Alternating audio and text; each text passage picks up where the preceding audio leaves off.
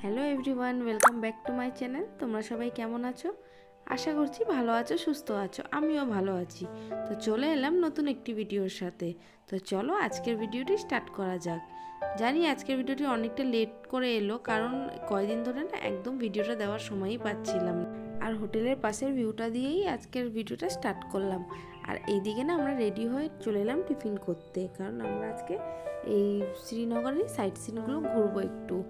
আর যেহেতু আমরা এখানে এখন 4 দিন স্টে করব, এখান দিয়ে যেখানে যেখানে যাওয়ার যাব। আর দেখো আমরা না এই ডাল লেকের পাশেই একটা হোটেলে স্টে করেছি, সেই জন্য একদম বেরোতেই ফার্স্টেই ডাল লেকটা পড়লো। আর শিকারাগুলোও ছিল ওই দিকটা করে নেওয়া হলো না। আর আজকে এখানে একটা মোগল গার্ডেন বলে একটা গার্ডেন আছে, ফার্স্টে ওখানে যাব, তারপরে আরও 2-3 জায়গায় যাব সাইট সিনগুলো। আর দেখো গাছগুলোতে বরফের কারণে একটাও পাতা নেই, কিন্তু তাও এত সুন্দর লাগছিল দেখতে। এতদিন এরকম ধরনের ভিউ না সিনেমাতেই দেখেছি, কিন্তু সত্যি মানে ঘুরতে যাওয়ার মানে সেই স্পটে যাওয়ার দরকার নেই, রাস্তাতেই এত সুন্দর ভিউ। কিন্তু সবাই বলছে পাতা থাকলে আরও বেশি সুন্দর লাগে, কিন্তু পাতা থাকতে তো আর আমি দেখিনি, কিন্তু এই পাতা ছাড়াই এত সুন্দর লাগছে।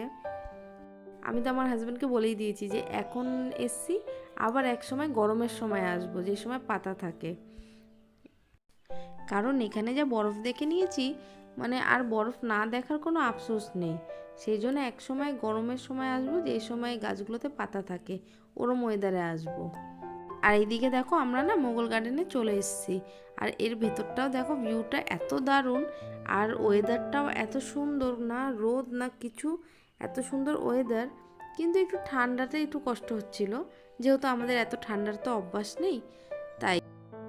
আর ভিডিওটা পুরোটা দেখো, আশা করছি তোমাদের ভালোই লাগবে। আর জানো তো, অনেক দিন ধরে না ভিডিওটা আমি পোস্ট করতেই পারছিলাম না। আমার ফোনে এত সুন্দর সুন্দর ভিডিও আমি তুলে রেখেছি তোমাদের জন্য, কিন্তু আমি পোস্ট করার সময়ই পাচ্ছিলাম না। ফার্স্ট কথা, ওখানে অনেক রাত করে হোটেলে ঢুকছিলাম, তাই এডিট করার সময় পাচ্ছিলাম না। আর তারপরে বাড়িতে আসার পর এত কাজ, 15 দিন না থাকলে যা হয় আর কি, এত কাজ, নিজের জামা কাপড় মানে এত 15 দিনের সবগুলো কাচা, তারপরে ঘরেও এত কাজ, এক্সট্রা কাজ, মানে ভিডিও যে শ্যুট করব বা এডিট করে যেগুলোই ছাড়বো, সেই সুযোগটাই পাচ্ছিলাম না। আর এইদিকে দেখো আমার চোখ মুখগুলো কেমন ফুলে গেছে। আসলে বৈষ্ণোদেবী গিয়ে না হেঁটে উঠেছি আর নেমেছি, দিনে নামার সময় আমার জ্বর চলে এসেছিলো, সেই জন্য ওষুধ খেয়েছি। আর ঠান্ডা লাগলে এমনি দেখবে চোখ মুখ ফুলে যায়, সেই জন্য মনে হচ্ছে দেখো কত ঘুমিয়েছি।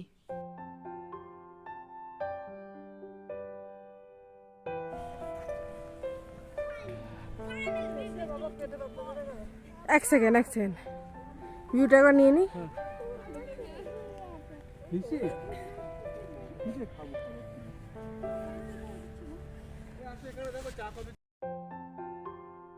আর এদিকে না আমরা একটু কফি খেতে চলে এলাম, এত ঠান্ডা।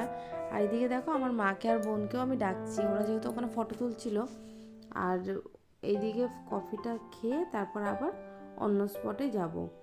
আর এই পুচকিটা দেখো, ও জামা কাপড়ের ভারে বারবার পরেই যাচ্ছে, ওকে এতগুলো জ্যাকেট সোয়েটার একটু হাই করে দাও, নড়তেই পারছে না। হাই বলো, 3 4 5 হাই বলো, এমনি সময় পটর।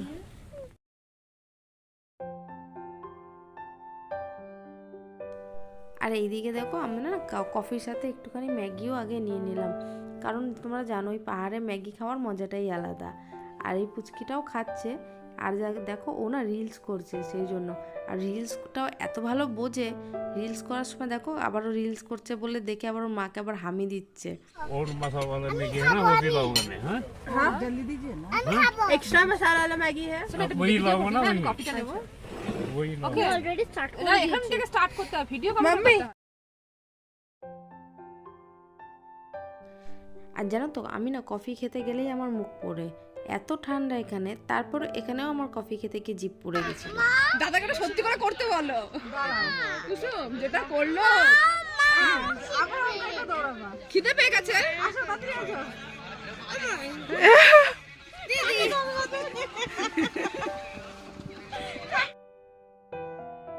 আর এখানে না আমার হাজব্যান্ডকে আমি বলছিলাম তুমি দৌড়ে আসো, আমি তোমার একটা রিলস বানিয়ে দিই, সেই নিয়ে একটু হাসাহাসি করছিলাম সবাই।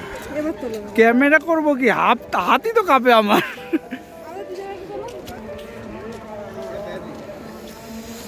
হাই করে দে সোনা, হাই। ওখানটা চল। আর এটা কিন্তু ওই পার্ক না, এটা আবার অন্য একটা জায়গায় এসেছি। এই জায়গাটার নামটা ঠিক আমার মনে নেই, কিন্তু এখানে এসে আবার দেখছি কি বৃষ্টি হচ্ছে, সেই জন্য আবার ছাতা নিতে হয়েছে।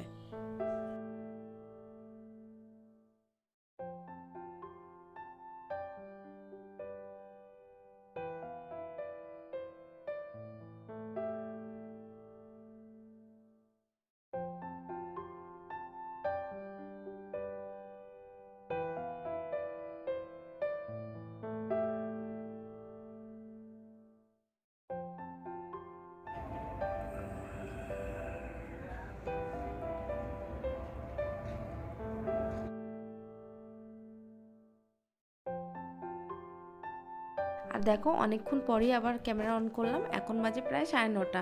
আমরা 6টার মধ্যে রুমে ঢুকে গেছিলাম, কি শ্যুট করবো ওই জন্য আর কিছু দেখাইনি। আর এখন ডাইরেক্ট চলে এলাম ডিনারের সময়। আর এদিকে দেখো আমাদের ডিনারে আজকে হচ্ছে ডাল, আলু ভাজা আর চিকেন।